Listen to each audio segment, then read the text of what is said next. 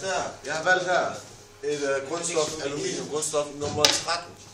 Du kan se heroppe på top, der har de alle sammen et nummer.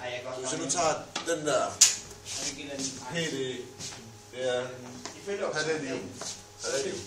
Det er nummer 46. Og så her der står der så nogle andre tal også, og de fortæller hvor mange elektroner og protoner, som der er i den yderste skaller og sådan nogle forskellige ting. Det kan simpelthen gøre.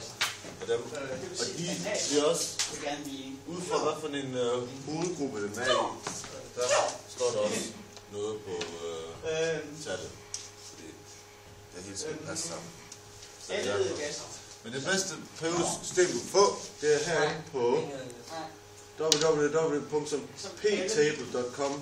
og så kan du finde det her. Du kan også finde en dansk version, hvor man simpelthen kan gå ind, og så kan man se her. Så jeg skruer op for temperatur,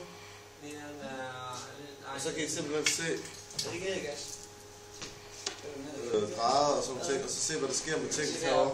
Her der kan I se forskellige farver, det betyder, når det er gas, når det er væske, når det er stadig fast stof.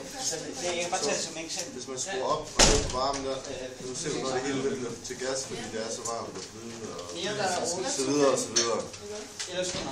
Så nogensinde skal lave noget i fysik eller noget som helst, så er det ptable.com.